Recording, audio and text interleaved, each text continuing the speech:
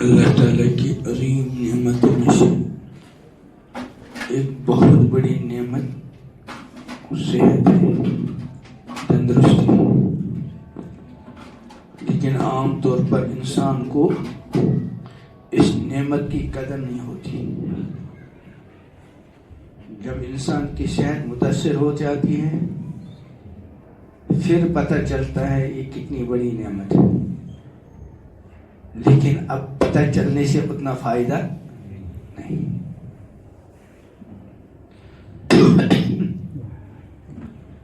اسی لیے حضور اکرم صلی اللہ تعالی علیہ وسلم نے ارشاد فرمایا ہے کہ 5 چیزوں سے پہلے غنیمت جان لو، ان کا فائدہ اٹھاؤ، ان کی قدر کرو۔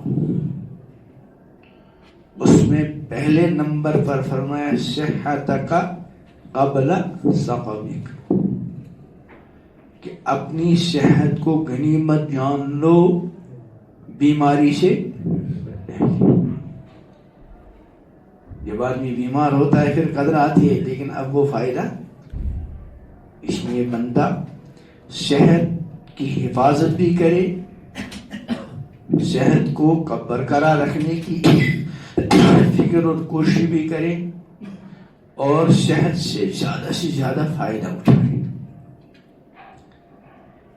ہم فائدہ سمجھتے ہیں صرف دنیا کے فائدے کو، دنیا کا فائدہ بھی ہے لیکن وہ بالکل حقیر فائدہ ہے، نہ ہونے کے درجے کا فائدہ ہے۔ اگر ایک انسان نے صحت کے زمانے میں ساری دنیا کو کما کر رکھا، مال، دولت، عزت، شہرت، منصب، تو پھر بھی وَمَا الْحَيَاةُ فِي الْآخِرَةِ إِلَّا قَلِيلٌ، یہ تو قرآن نے کہا کہ دنیاوی زندگی، دنیاوی مال و متاع آخرت کے مقابلے میں بہت کم ہے، اور حضور علیہ السلام نے اس کم کی مثال سمجھا دی۔ یاد ہے کیا فرمایا؟ کہ ایسے جیسے کوئی سمندر میں انگلی ڈبو دے، پھر نکالے، پھر دیکھے، انگلی پہ کیا لگا؟ ذرا سی تری۔ فرمائے یہ تری تو ہے دنیا، اور سمندر کیا ہے؟ آخرت۔ اس لیے جو صحت کی نعمت ہے اس کو صرف تری کے لیے صرف نہ کرے، بلکہ جو لوگ اس صحت کو، اس زندگی کو صرف تری کے لیے خرچ کرتے ہیں، ان کو اس تری سے وہ تراوٹ نہیں ملتی، وہ سکون نہیں ملتا، وہ اطمینان نہیں ملتا، وہ چین نہیں ملتا۔ اس تری میں جب تراوٹ ملے گی، اس میں جب مزہ آئے گا، جب سمندر کو حاصل کرتے ہوئے تری کو بھی حاصل کیا جائے۔ اس لیے جو بڑے بڑے کروڑ پتی، ارب پتی، کھرب پتی ہیں، جن کی زندگیوں میں دین نہیں ہے، جن کے یہاں آخرت کوئی چیز نہیں ہے، کتنا بھی کھربوں سے بھی زیادہ ہو، ان کو چین و سکون نہیں۔ اور اس کے بجائے وہ اللہ کے نیک بندے، کسی بزرگ کا قول ہے، اگر ان دنیا پرستوں کو، ان بادشاہوں کو یہ پتہ چلے کہ ہمارے پاس کیا دولت ہے، تو وہ دوسرے بادشاہوں کے ساتھ جنگ کرنا بھول جائیں، ہم پر حملہ آور ہوں کہ تمہارے پاس جو دولت ہے وہ ہم کو دے دو۔ تو اس لیے صحت کو غنیمت جان لو، کس سے پہلے؟ بیماری سے پہلے۔ تو غنیمت جاننے کا مطلب کیا ہے؟ اس کی قدری بھی کرے، اس کی بقا کے لیے تدبیر بھی اختیار کرے۔ میں نے گزشتہ ہفتے کہا تھا کون کون ورزش کرتا ہے، کہا تھا شاید تھا کوئی، آج بہت کم آئے ہیں، کہا تھا کس نے شروع کی؟ کسی نے بھی نہیں ہو، ماشاءاللہ ورزش کر لیا کرو۔ میں نے شروع کی تھی، چلنا شروع کیا تھا فجر کے بعد، اب بعد میں سوچ رہا تھا عمرے میں عادت ہو ہی جاتی ہے چلنے کی، تو وہاں سے آ کر چلوں گا، لیکن اب چلنا ہی مشکل ہو جا رہا ہے. ابھی بہت تھکاوٹ، آج وہاں ہمارا مشورہ تھا مدرسوں کا امتحان کے سلسلے میں، تو دن کو سونا نہیں ملا. اب اگر مجھے مجلس میں نہیں آنا ہوتا تو میں لیٹ جاتا. تو صحت اللہ کی بہت بڑی نعمت ہے، بہت بڑی نعمت. ابھی ایک بزرگ آئے تھے، اللہ تعالیٰ ان کو شفا عطا کرے، صحت کرے. کہہ رہے ہارٹ اٹیک آ گئے تو یہی ہے مجلس میں ہی غالباً، اللہ شفا عطا کرے، صحت دے. فرمایا اب روکھا سوکھا کھانا پڑتا ہے. میں نے کہا میں بھی تمہارا ساتھی ہوں، روکھا اس میں روکھا سوکھا کھانے میں.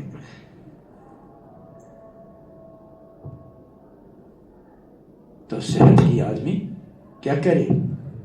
تو حضور علیہ السلام نے فرمایا 5 چیزوں کو 5 چیزوں سے پہلے کیا جان لو؟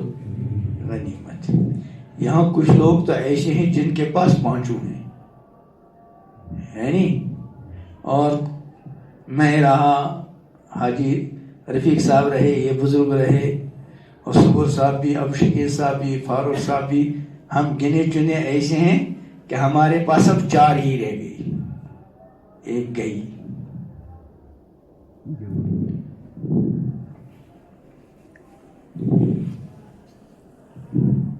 اور جو گئی وہ بہت قیمتی، وہ ہے جوانی. اللہ میری جوانیوں کے گناہوں کو معاف کر دے.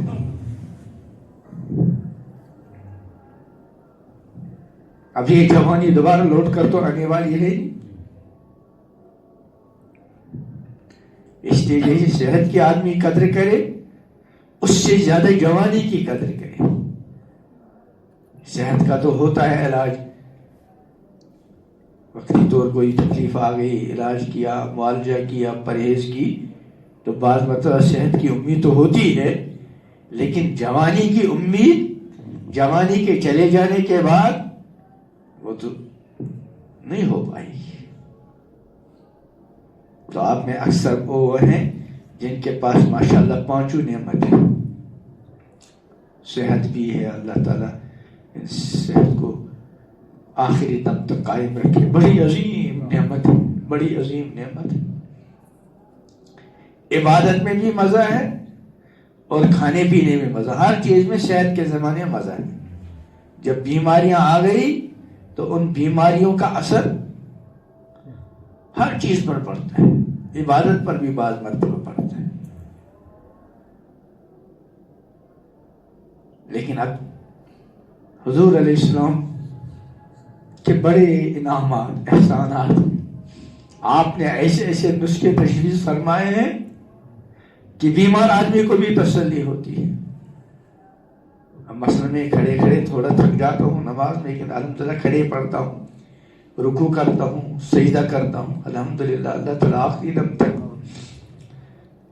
نماز سجدے کے ساتھ نصیب کرے. بعض مرتبہ آدمی ایسوں کو دیکھتا ہے جو بیچارے سجدہ بھی نہیں کر سکتے، رکوع نہیں کر سکتے، کرسی پہ بیٹھ کر اشاروں سے. یہ بھی حضور کا بتایا ہوا نسخہ ہے کہ آدمی جب کسی اعتبار سے کسی کمزوری کا شکار ہو، مال میں، دولت میں، صحت میں، تو اپنے سے جو اور زیادہ کمزور ہو ان کو دیکھے. اس لیے ہم جیسا بیمار آدمی جب کبھی ہسپتال جاتا ہے، اللہ تعالیٰ سے سارے بیماروں کو شفا دے. وہاں بہت سے بیمار موت و حیات کی کشمکش میں نظر آتے ہیں، تو بڑے سے بڑا بیمار اس کو وہ اپنا بیمار ہونا وہ بھول ہی جاتا ہے. وہ سمجھتا ہے میں تو بہت الحمدللہ. یہ سبب بھی حضور اکرم صلی اللہ علیہ وسلم نے ہم کو سکھلایا ہے اپنی امت کو کہ دنیوی معاملات کو ان کو دیکھو جو ہم سے کیا ہوں پیچھے.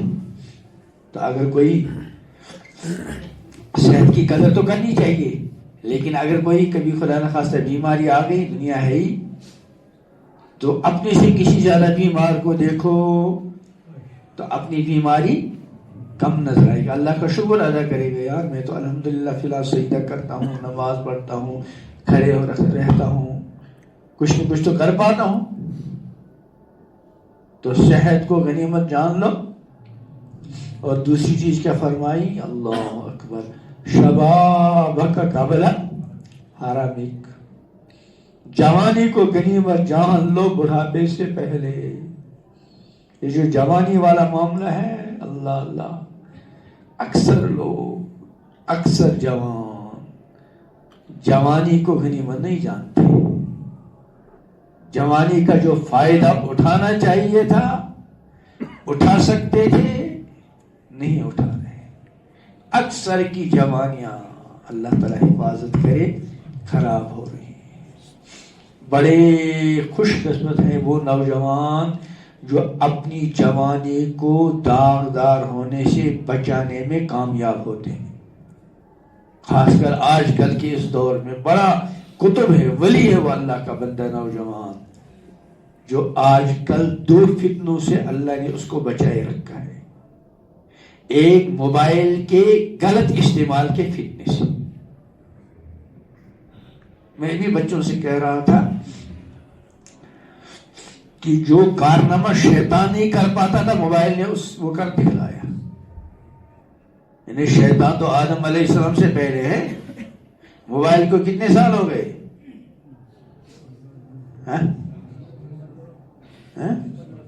ارے 15 سال، 20 مان لو، 25 مان لو، 30 مان لو. جو خرابیاں ان 30 سالوں میں ہوئی، ان 30 سالوں سے پہلے وہ خرابیاں تھیں. یعنی جو کام شیطان نہیں کر سکا، وہ موبائل کے ذریعے شیطان نے کروا دیا. تو جو نوجوان اپنے آپ کو ایک تو موبائل کے فتنوں سے بچائے اور دوسرے عورتوں کے فتنے سے. حضور اکرم صلی اللہ علیہ وسلم نے ارشاد فرمایا کہ میں نے اپنی امت کے مردوں پر عورت سے زیادہ خطرناک کوئی فتنہ نہیں دیکھا. بڑے بڑے اچھے اچھے نوجوان بعض مرتبہ اس فتنے کے شکار ہو جاتے ہیں، وہ سب کچھ کھو جاتا ہے. اس وقت کے بڑے فتنے ہیں موبائل اور یہ جو باہر کی بے پردگی ہے. تو وقت کے ولیوں میں سے وہ جوان لگتے ہیں جو اپنی جوانی کو داغدار ہونے سے بچانے میں کامیاب ہوتے ہیں. اور ہیں ایسے جوان ماشاءاللہ. ولی کے لیے کہ وہ ہوا پر اڑے، وہ ہم کو پانی پر تھم کرے اور ہم ٹھیک ہو جائیں، وہ ہمارے لیے دعا کرے تو ہمارا مسئلہ حل ہو جائے. ولی کے لیے یہ چیزیں ضروری نہیں. ولی بننے کے لیے بس تقویٰ ہے، خوف خدا، گناہوں سے بچنا. فرمایا الا ان اولیاء اللہ لا خوف علیہم ولا هم یحزنون. یاد رکھو جو اولیاء اللہ ہیں، جو اللہ کے پیارے ہیں، چاہنے والے ہیں، چہیتے ہیں، لا خوف علیہم ولا هم یحزنون، ان پر کوئی خوف نہیں ہوگا، غم نہیں. کون ہیں؟ الذین آمنوا وکانوا یتقون، جو ایمان لائے اور برابر زندگی بھر اللہ سے ڈرتے ہیں، تقوی کے ساتھ، پرہیزگاری کے ساتھ. کہا تھا نا میں نے گزشتہ ہفتے، یہ پرہیزگاری بہت کام کی چیز ہے، دنیوی اعتبار سے بھی اور آخرت کے اعتبار سے. الذین آمنوا وکانوا، فرمایا لہم البشرا فی الحیات الدنیا وفی الآخرہ، ان کے لیے بشارت ہے، خوشخبری ہے، دنیوی زندگی میں بھی اور آخرت میں بھی. ذالک هو الفوز العظیم، یہ بہت بڑی کامیابی ہے. تو کیا فرمایا؟ شبابک قبل حرمک، اپنی جوانی کو غنیمت جان لو بڑھاپے سے پہلے. اب اگر مجھے اپنی جوانی کی قدر آ جائے، حاجی رفیق صاحب کو، ان بزرگوں کو جن کی عمر ٹھیک ہو گئی ہے، کر کے سکتے ہیں، وہ تو گئی اور اللہ کے یہاں لکھی جا چکی ہے. جس ہاتھ میں بھی جوانی گئی اللہ کے یہاں لکھی ہوئی ہے. ہمارے پاس استغفار اور توبہ کے سوا کوئی دوسرا راستہ ہے، لیکن جو بھی جوانی کی زندگی گزار رہے ہیں ان کے پاس بہت عظیم موقع ہے، عظیم موقع ہے۔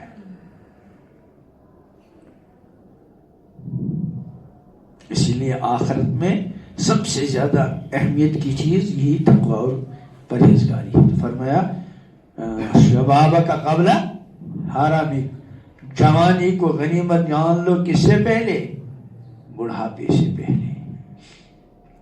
اور فرمایا غنا کا قبل فقرک، اپنی مالداری کو غنیمت جان لو اپنے فقر فاقے سے پہلے۔ مالداری کا مطلب نہیں کہ کروڑ پتی ہو، ارب پتی ہو، کھانے کو پینے کو رہنے کو مل رہا ہے تو پھر اس کو غنیمت جان لو، اس لیے کہ اگر خدا نے خواستہ فقر فاقہ آ گیا پھر کچھ نہیں کر پاتا آدمی۔ فرمایا قاتل فقر ان یکون کفرا، اللہ حفاظت کرے کہ قریب ہے یہ فقر کفر کا ذریعہ نہ بن جائے۔ اسی لیے حضور اکرم صلی اللہ علیہ وسلم دعا کرتے تھے اللہم انی اعوذ بک من الکفر والفقر وعذاب القبر، تینوں کے ساتھ، یا اللہ میں آپ کی پناہ چاہتا ہوں کفر سے، فقر سے اور عذاب قبر سے۔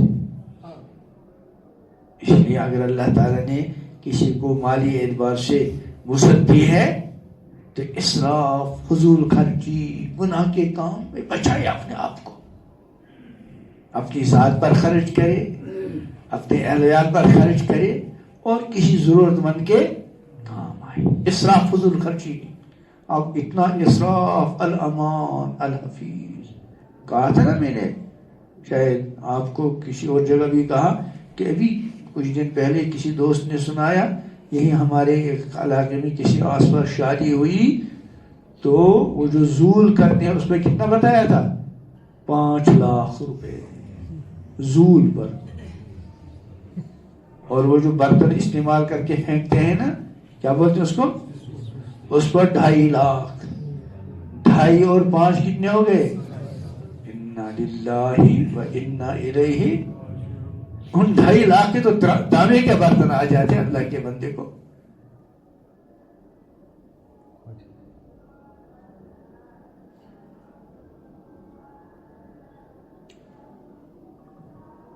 تو فرمایا غنا کا قبل فقر، اپنی غنا کو، یعنی جب میں دوسرے کی احتیاج، دوسرے کے محتاج نہیں ہوں، اپنا گزارا ہو رہا ہے، اس کو غنیمت سمجھ لو، اور جو کچھ اپنی آخرت کے لیے، دنیا کے لیے، دوسروں کے لیے اچھا کر سکتے ہو کر لو۔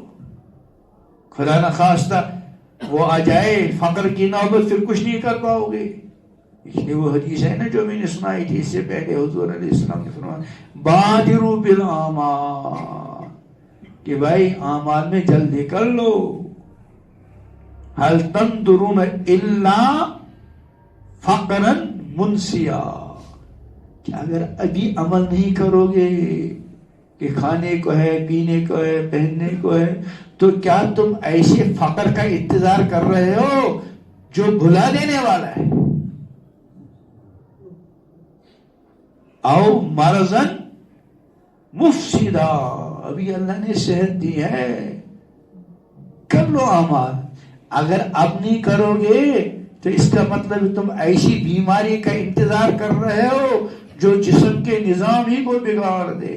اللہ اللہ، انسان بہت نازک ہے، نازک بھی ہے اور مضبوط بھی ہے۔ اندر ہمارے کتنے قیمتی پرزے، اربوں خربوں وہاں کچھ نہیں، ایک گردہ، اللہ اکبر اللہ اکبر، اربوں خربوں وہاں کچھ نہیں، معدہ اربوں خربوں کچھ نہیں، آنتیں اربوں خربوں کچھ نہیں، پھیپھڑے اربوں خربوں کچھ نہیں، نازک اتنے کہ 2 منٹ کے لیے وہاں باہر رکھ دے دھوپ میں بدبو ہو جائے گی. اور مضبوط اتنے 60 سال 70 سال 80 سال برابر پھیپڑے کام کر رہے ہیں, معدہ کام کر رہا ہے, گردے کام کر رہے ہیں, آنتیں کام کر رہی ہیں, جگر کام کر رہا ہے, اور کچھ بھی نہیں, کبھی سروے بھی نہیں کرنی پڑتی.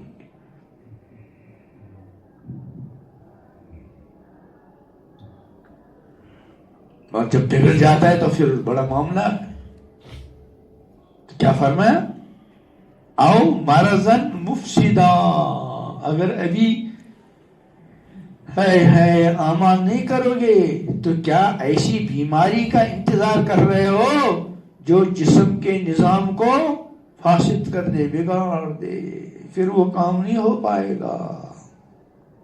کہاں بندہ گھنٹوں کھڑا ہو اور کہاں 5 منٹ کھڑا ہوتے ہوتے آدمی کو مشکل ہو جاتی ہے.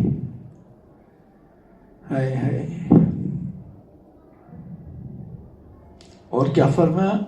او حرمن مفندا, رے بھی جوان ہو, کر لو جو کچھ کر سکتے ہو.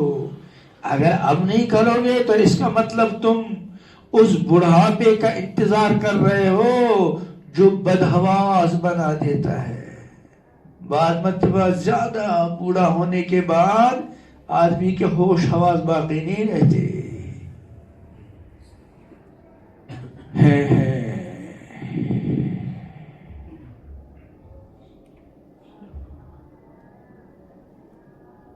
تو کیا فرمایا؟ غنا کا قبل, اور فرمایا فراغ کا قبل شغلک. ابھی فارغ ہو, جوان اکثر فارغ ہوتے ہیں, گھر کا سارا بوجھ والد والدہ بڑا بھائی وہ گھر کا نظام سنبھالتے ہیں. یہ جوان بچہ جوانی میں فارغ ہوتا ہے اپنی دنیا اور آخرت بنانے کے لیے, لیکن فائدہ نہیں اٹھاتے ہیں پورا. زیادہ سے ڈگری حاصل کر لی تو بس, ڈگری بھی حاصل کر لو, وقت کی ضرورت ہے, لیکن یہ ساری جوانی اور ساری فراغ ڈگری کے چکر میں چلی جائے اور آخرت کی ڈگری سے رہ جائے تو کس کام کا. یاد رکھو اصل کامیابی مرنے کے بعد ہے. اور اللہ بچائے ناکامی سے. جس کو ناکامی حقیقی معنی میں کہیں گے, اللہ بچائے وہ آخرت میں مرنے کے بعد جو ناکام ہو گیا. اللہ حفاظت کرے اس ناکامی سے. فرمایا کل نفس ذائقۃ الموت, ہر کسی کو موت کا ذائقہ چکھنا ہے. اور موت کا ذائقہ چکھنے کے بعد کیا فرمایا؟ وَإِنَّمَا تُوَفَّوْنَ أُجُورَكُمْ يَوْمَ الْقِيَامَةِ, پورا بدلہ قیامت کے دن میدان محشر میں تم کو دیا جائے گا. اور فرمایا فَمَنْ زُحْزِحَ عَنِ النَّارِ, جس کسی کو جہنم کی آگ سے بچایا گیا, اللہ ہم سب کو بچائے, اللہ ہم سب کو بچائے. اللہ نے اپنے مخصوص بندوں کی جو صفات بیان کی اس میں پہلے نمبر پر وعباد الرحمن الذین یمشون علی الارض ہونا, اللہ کے مخصوص بندے وہ ہیں جو زمین میں اکڑ کر نہیں بلکہ عاجزی کے ساتھ, نیستی کے ساتھ, تواضع کے ساتھ چلتے ہیں. وَإِذَا خَاطَبَهُمُ الْجَاهِلُونَ قَالُوا سَلَامًا, کبھی جاہلوں سے کوئی سابقہ پڑ گیا ان سے الجھتے نہیں.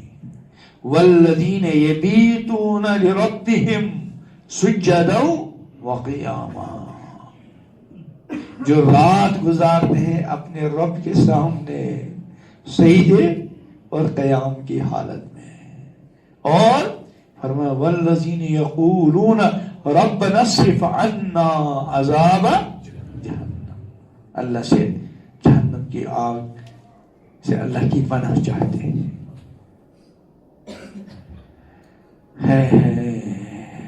تو فرمایا وَإِنَّمَا تُوَفَّوْنَ أُجُورَكُمْ يَوْمَ الْقِيَامَةِ فَمَنْ زُحْزِحَ عَنِ النَّارِ, جس کسی کو جہنم کی آگ سے بچایا گیا, وہ ادخل الجنت، اور کہاں داخل کر لیا گیا، فقد فاز، بس تحقیق وہ کامیاب ہو گیا۔ اور یہ کون سی کامیابی ہے؟ ابد الآباد کی، اب کوئی ناکامی کا کوئی خطرہ نہیں۔ اور اگر خدا نخواستہ جہنم میں جانا پڑا، الامان الحفیظ، الامان الحفیظ، الامان، اس سے بڑی ناکامی کوئی نہیں۔ اور فرمایا وَمَا الْحَيَاةُ الدُّنْيَا إِلَّا مَتَاعُ الْغُرُورِ، یہ دنیوی زندگی دھوکے کا سامان ہے۔ اس لیے اللہ فرمایا یا ایھا الناس ان وعد اللہ حق، ہے لوگو اللہ کا وعدہ سچا ہے قیامت مرنے کے بعد کا۔ فَلَا يَغُرَّنَّكُمُ الْحَيَاةُ الدُّنْيَا، تم کو دنیا کی زندگی دھوکے میں نہ ڈالے، وَلَا يَغُرَّنَّكُمْ بِاللَّهِ الْغَرُورُ، اور اللہ کے معاملے میں تم کو دھوکے باز دھوکے میں نہ ڈالے۔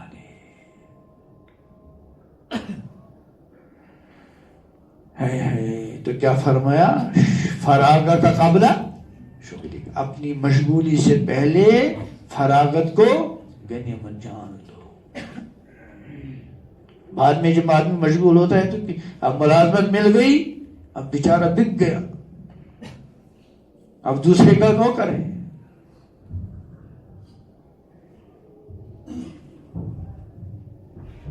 اب بیوی بچے آ گئے، ان کی ذمہ داری ہے۔ والد صاحب اللہ مغفرت کرے، جو گئے ہیں چلے گئے، اب سارا بوجھ اپنے اوپر، اور جب تک والد زندہ تھے جوان تھے سارا کام وہی کرتے ہیں۔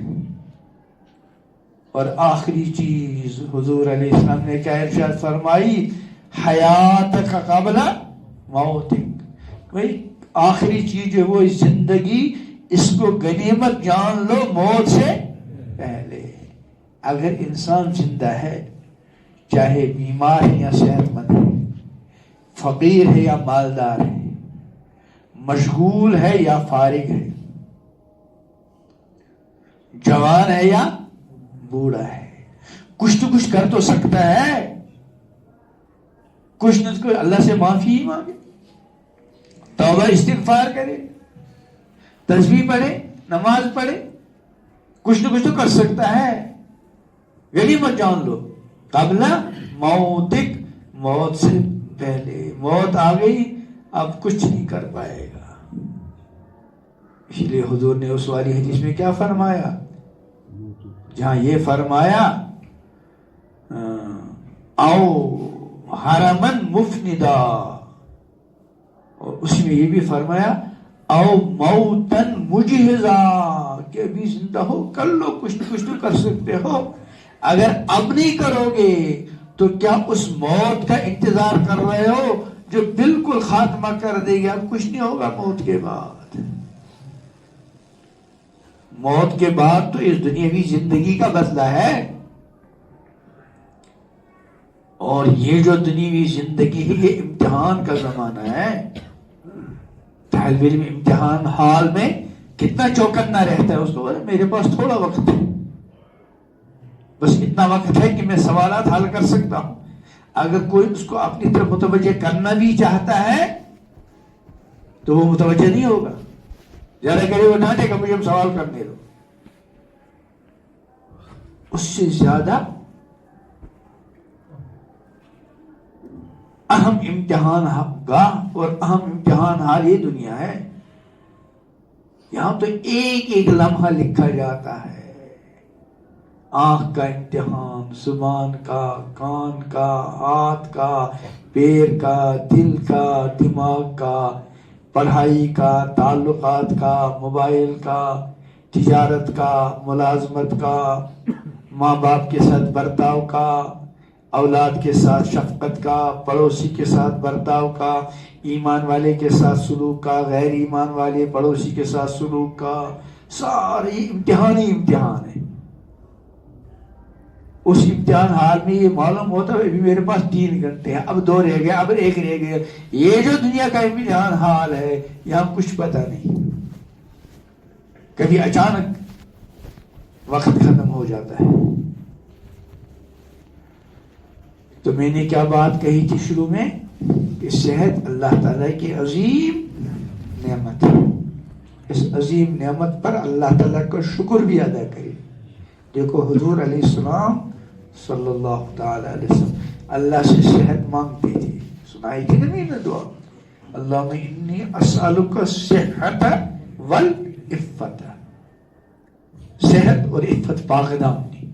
صحت حضور کی صلی اللہ علیہ وسلم ماشاء اللہ. سارے انبیاء بہت صحت مند ہوتے ہیں اور حضور کا تو حال ہی کچھ اور ہے نا. کیا نام تھا اس پہلوان کا؟ فرقانہ. اس نے کیا کہا تھا کہ اگر آپ نے مجھے کشتی میں پچھاڑ دیا تو میں ایمان لاؤں گا.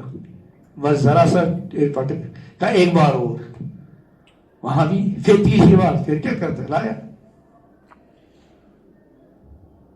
اور آج ہی میں کل پڑھا رہا تھا حدیث, حضور علیہ السلام لوگ میں سب سے زیادہ بہادر تھے. اسی میں واقعہ سنایا, ایک مرتبہ مدینے میں کوئی آواز آئی گھبراہٹ والی. اب لوگ جو گھبراہٹ والی آواز کی طرف گئے تو دیکھا حضور ادھر سے تشریف لا رہے ہیں صلی اللہ علیہ وسلم. یعنی حضور پہلے گئے ہیں اور آپ کے ہاتھ میں تلوار ہے اور آپ ایک صحابی کے گھوڑے کی ننگی پیٹھ پر سوار ہے. اور صحابہ گھبرا مت, کوئی بات نہیں. اور فرمایا یار اس گھوڑے کو تو میں نے سمندر پایا, لیکن اس کے باوجود کیا, اللہم انی اسألک صحت اور والعفت, پاک دامنی. اللہ اکبر اللہ اکبر. حضور سے زیادہ پاک دامن کون ہو سکتا ہے صلی اللہ تعالی علیہ وسلم. اللہ اکبر اللہ اکبر. آج میں نے کل حدیث پڑھائی حضور کے اخلاق صلی اللہ علیہ وسلم. سیدنا حضرت انس فرماتے ہیں رضی اللہ تعالی کہ میں نے نبی اکرم صلی اللہ علیہ وسلم کی 10 سال تک خدمت کی. حضور نے مجھے کبھی اف تک نہیں کہا, اف تک. 10 سال کوئی کھیل تماشا نہیں. میں اپنے آپ کو یاد کر رہا تھا, یہاں 10 سال بچہ پڑھتا ہے, شاید کوئی ہمارے میں جاتا ہوں جب کوئی نیا پرانا بچہ ملتا ہے, میں نے بلالیہ پڑھا ہے, میں نے کہا میں نے کبھی مارا ہے, اللہ میرے گناہوں کو معاف کر دے. کوئی بچہ ایسا ہوتا ہے جس کو میں نے نہ مارا ہو, پھر معافی مانگتا رہتا ہوں. وہاں حضرت انس کیا فرماتے ہیں, 10 سال تک میں نے حضور کی خدمت کی, مجھے کبھی اف تک نہیں کہا, اللہ میرے گناہوں کو معاف کر دے. اور فرمایا حضور علیہ السلام حضرت انس نے, اگر میں نے کبھی کسی کام کو کیا تو یہ کیوں کیا, اور اگر کسی کام کو نہیں کیا تو یہ بھی کیوں نہیں کیا, کوئی ڈانٹ ڈپٹ نہیں. فرمایا ایک مرتبہ حضور اکرم صلی اللہ علیہ وسلم نے مجھ سے کہا انس فلاں کام کے لیے جاؤ. چھوٹے تھے حضرت انس, 10 سال کے یا 8 سال کے. فرماتے میں نے عرض کہ میں تو نہیں جاؤں گا. فرماتے ہیں لیکن اندر سے مجھے تھا کہ جاؤں گا. یا ہم میں سے کسی کو اس کا بیٹا کہے, اس کا خادم کہے, اس کا شاگرد کہے کسی کام کے بارے میں نہیں کروں گا, پتہ نہیں کیا برتاؤ کریں گے اس کے ساتھ. اور یہاں حضرت انس غالباً الفاظ قسم کے بھی آئے ہیں, چھوٹے بچے ہیں, کہ میں تو نہیں جاؤں گا. اندر سے مجھے کیا تھا, میں جاؤں گا. چنانچہ میں گیا, کہاں وہاں ایک جگہ بچے کھیل رہے تھے, میں وہاں کھڑا رہا تو حضور آئے صلی اللہ علیہ وسلم اور پیچھے سے میری گدی پر اپنے مبارک ہاتھ رکھے. میں نے مڑ کر دیکھا تو حضور مسکرا رہے ہیں اور فرما رہے ہیں یا انیس, یعنی اے چھوٹے انس تم تو جا رہے ہو. عرض کہ جی رسول میں جا رہا ہوں. اللہ اکبر اللہ اکبر اللہ. اللہ ہم کو بھی حضور کے اخلاق کا بھی ساتھ کرے صلی اللہ علیہ وسلم صلی اللہ علیہ وسلم. حضور نے فرمایا خیرکم احاسنکم اخلاقا, تم میں سب سے اچھا وہ ہے جس کے اخلاق اچھے. اللہ میری بد اخلاقی کو دور کرے، اللہ ہم سب کا اچھے اخلاق عطا کرے، بڑوں کے ساتھ، چھوٹوں کے ساتھ، گھر والوں کے ساتھ، بیوی بچوں کے ساتھ۔ اب عابد صاحب دیکھ رہے ہیں کہ پہلے لوگ آتے تھے ذکر کے لیے، ابھی کہہ رہے تھے کہ کل پرسوں ایک ہفتے تک اس کا اثر رہتا تھا، پہلے لمبی مجلس ہوتی تھی اور مجلس بھی کیسی شروع ہو گئی۔ میں کل بھی کہہ رہا تھا میرے پاس لڑکے آتے تھے دوست، اب کوئی آ گیا، دوسرا نکلا، وہ آ گیا، اب مجھے ادھر مطالعہ کرنا، اب ادھر ان سے بات۔ میں نے ایک دن کہا یار تم آتے ہو، اس کا تقاضا میں تمہارے ساتھ بات کروں، ادھر مجھے تو وہ کرنا پڑتا ہے مطالعہ، تم کسی ہفتے میں ایک بار آؤ عصر کے بعد۔ اب وہ پہلے بار ایسے آئے، عصر سے لے کر عشاء تک مجلس ہوئی شروع، اتفاق ایسی، پھر مسلسل کئی سال تک عصر سے مغرب تک ہوتی تھی دینی مذاکرہ، اور مغرب سے عشاء تک ذکر کی مجلس ہوتی تھی۔ پھر پتہ نہیں مجھ میں سستی آ گئی، اوروں میں سستی آ گئی، کچھ اور بھی مسائل آ گئے، ہے نا، سہیل کو پتہ ہے نا، کچھ تبلیغ والے بھی تھوڑا وہ کرتے تھے ان دنوں، یار جو بلا لیا گیا وہ تبلیغ سے گیا۔ ارے اللہ کے بندو، دین سے نہیں جانا چاہیے، اصل مقصد دین ہے۔ اگر لگے کہ بھئی اس بندے کے بارے میں یہ تبلیغ کے ذریعے دین سے وابستہ ہے تو ایمانداری، دیانتداری کا تقاضا اس کو تبلیغ میں جاؤ۔ ہمیں تو نہیں، جب آئے گا تو یہی آئے گا، نہیں تو بس یہ غلط ہے۔ کسی کے بارے میں اندازہ ہوا یہ مدرسے سے جڑے گا تو دین پر رہے گا، اس کو مشورہ دو، بھائی مدرسہ ہی مقصد نہیں، خان کا ہی مقصد نہیں، تبلیغ ہی مقصد کیا ہے؟ اللہ کے ساتھ جڑا رہے، پیغمبر علیہ السلام کے ساتھ جڑا رہے، دین کے ساتھ جڑا رہے، قرآن کے ساتھ جڑا رہے، چاہے تبلیغ کے ذریعے جڑے، مدرسے کے ذریعے جڑے، خانقاہ کے ذریعے جڑے، کسی عالم کے ذریعے جڑے۔ اب اگر جڑے تو میرے ذریعے بن رہا بس خوشی، یہ غلط ہے۔ تو عابد صاحب کہہ رہے تھے ذکر تھوڑا زیادہ ہونا چاہیے۔ اب اس وقت پہلے تو فجر میں جتنا وہ، اب ماشاءاللہ صبح پابندی کے ساتھ ذکر ہوتا ہے، آدھا گھنٹہ 35 منٹ آتے ہیں، ادھر ادھر کے نوجوان بھی، بچے بھی آتے ہیں، لیکن میں نے ان سے کہا تھا مجھے یاد دلا دینا 15 منٹ پہلے ہم ذکر شروع کیا کریں گے۔ اب یہ کونے میں بیٹھے ہیں، دیر سے آئے، لیکن اس کے ذہن میں ہی آتی ہے نا بات، اس لیے 15 منٹ اب میں نے ان سے کہا تھا ذکر کریں گے، ٹھیک ہے؟ چلو اللہ تعالیٰ سبحان اللہ وبحمدہ، سبحانک اللہم وبحمدک، اشہد ان لا الہ الا انت، استغفرک۔ دعا بھی کر لو میرے لیے بھی، ٹھیک ہے؟ صحت کے لیے بھی، دوسری چیزوں کے لیے بھی، ایک دوسرے کے لیے دعا کریں گے تو فرشت کریں۔ جب کوئی بندہ اپنے کسی مسلمان بھائی کے لیے دعا کرتا ہے تو فرشتے آمین بھی کہتے ہیں اور اس کے لیے بھی دعا کرتے ہیں۔ آپ نے مثلا میرے لیے صحت کی دعا کی، اس میں آمین کہیں گے، اور آپ کے لیے اللہ آپ کو بھی صحت دے، اس لیے جس چیز کی ضرورت ہو دوسرے کے لیے۔ ابھی کسی کو شادی کرنی ہے نا، تو آپ نے کسی بھائی کو دیکھے یار اس کی شادی نہیں ہوئی ہے، اس کے لیے دعا کریں تو فرشتے اس میں بھی آمین کہیں گے اور تمہارے لیے بھی دعا کریں گے، ٹھیک ہے؟ کس کس کی شادی کی دعا کرنی ہے؟ ہاتھ اٹھاؤ۔ ارے ماشاء اللہ اٹھا رہے ہیں، چلیے۔ استغفر اللہ، استغفر اللہ، استغفر